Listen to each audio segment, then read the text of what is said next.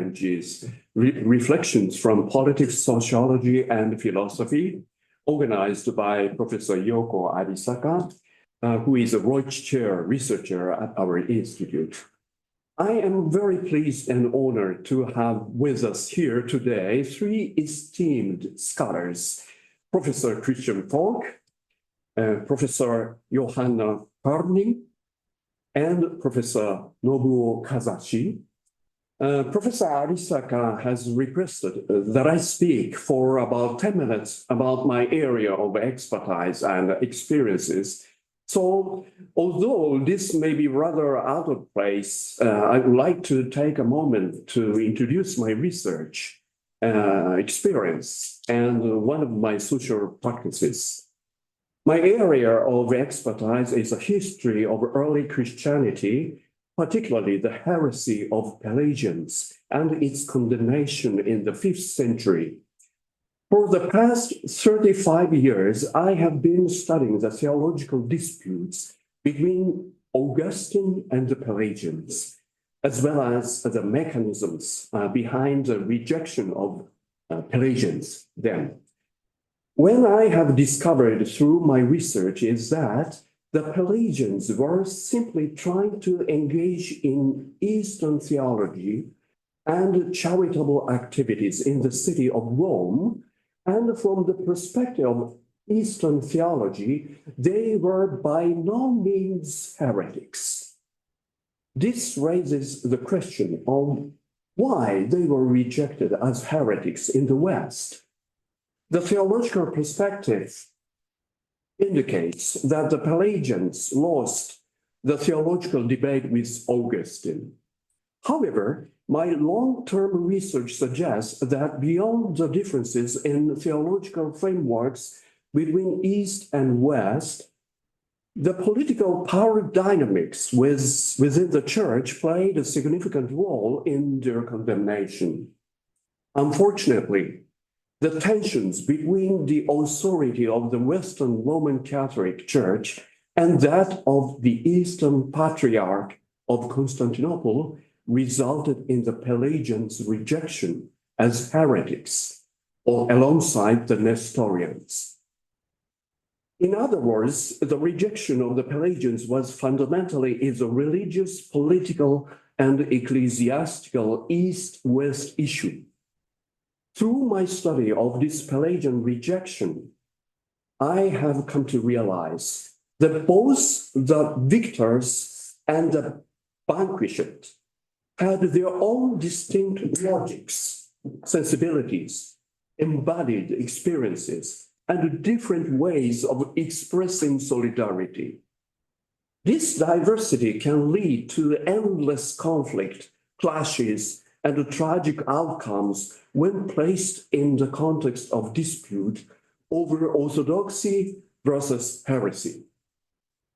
However, if we can construct these diversities into a new integrative narrative through entirely new perspectives and innovative theories, we may be able to transcend differences, fostering reconciliation and building trusting relationship, even among those belonging to different religious groups.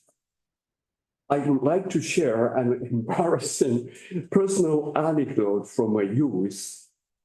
My father was a pastor of the Mennonite Church, which is considered a radical leftist Protestant sect. And I grew up in one of the few Mennonite churches in Japan. My siblings and I were baptized as Protestant Mennonites. However, 30 years ago, I married a typical Japanese woman who believed in both Buddhism and Shintoism. My wife's father was a devoted Shinto practitioner who visited Ise Shrine almost every month. When my wife and I celebrated our first Advent together after getting married, I asked her if I could hang a beautiful Christmas wreath that I had brought from Germany on our apartment door. She was very pleased to see it and happily agreed, saying it created a lovely Christmas atmosphere. Yeah, this is a Christmas wreath from Germany. Yeah. However, the day before New Year's Eve, my wife handed me a large paper bag and said it contained something her father had bought at Ise Shrine, asking if she could hang it above the Christmas wreath. I wondered what it could be. And when I took out the contents, it was a large shimenawa, a traditional Shinto decoration for the new year. Where do you intend to hang this? I asked. She replied, of course, above the Christmas wreath. I imagined what it would look like to have a shimenawa hanging over the wreath. And I couldn't accept it sensorially. No, I absolutely cannot accept that. I was raised in a Protestant church. Think about it. I've never seen a church with a shimenawa over a Christmas wreath. I cannot accept it. So please don't ask me to do this. My wife insisted.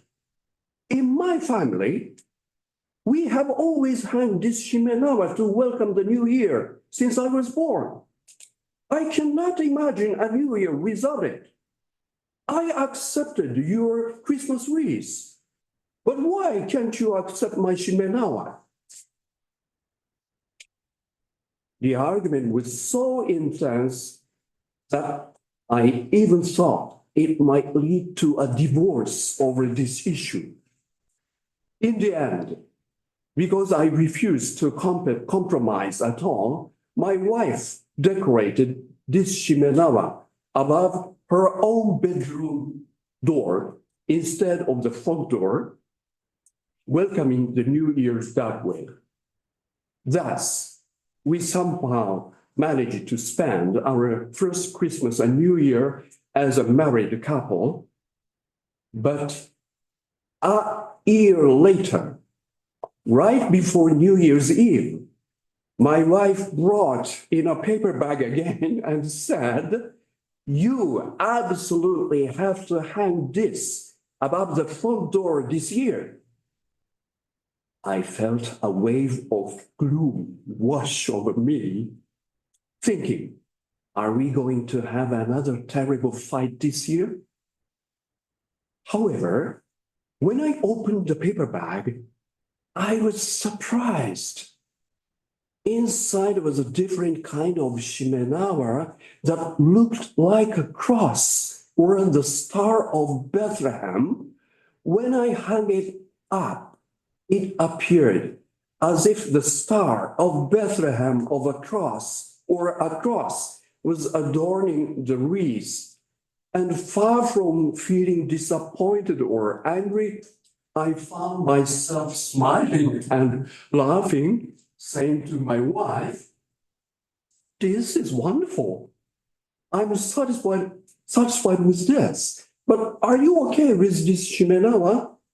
She replied, this is a famous shimenawa from Toyokawa Shrine, and I thought it would be nice to welcome the new year with this one. My wife had studied cultural anthropology in college and remembered this kind of shimenawa from her student ages. Having had this experience with my wife, I continued my research on precarious, while also exploring how people from different religious groups could overcome their differences, reconcile instead of confront each other, and build a trust-based relationship of mutual recognition in practical church settings. One of these efforts has been a spiritual pilgrimage between the Protestant and the Baptist Mennonites I belong to and Roman Catholic Church members. During this pilgrimage, we have often practiced a double Eucharist and a foot washing ceremony. There remains a division between Anabaptist Mennonites and the Roman Catholic Church, as they still cannot participate in the same Eucharist. Therefore, we devised a very rare joint communion service called the double Eucharist, allowing Mennonite and Catholic participants in Japan who were once adversaries 500 years ago to share in the Eucharist together. Specifically, we conducted the initial and concluding parts of the Mass together, including hymns and sermons. But for the Eucharist part, the Catholics first received the Catholic communion, immediately followed by the Mennonite conducting their communion service. Moreover, Mennonite participants could receive a blessing from the Catholic priest during the Catholic communion, even though they don't take the Catholic communion itself. The Mennonite Eucharist is fundamentally open, so Catholic participants could also join. This double Eucharist and the mutual foot washing ceremony were conducted in the summer of 2013 and again 2019 at the entrance hall of the Domitilla catacombs in Rome. This one. It was a moment when these two previously opposing denominations recognized each other's significance by conducting two different Eucharists in the same space and time. During the foot washing ceremony following the double Eucharist, many participants washed each other's feet, hugging and shedding tears of emotion together. I believe that for relationships to reconcile, to overcome religious, ideological, and political conflicts, and to respect and acknowledge each other's existence, it is essential to have entirely new, innovative theories and practices that embody symbolic, specific place and times and bodily sensations that haven't existed before. In that sense, I look forward to hearing the insights and suggestions of the three researchers during today's workshop, as you all do too. I welcome you all here to the Institute and wish everyone a pleasant and productive hours. Thank you very much.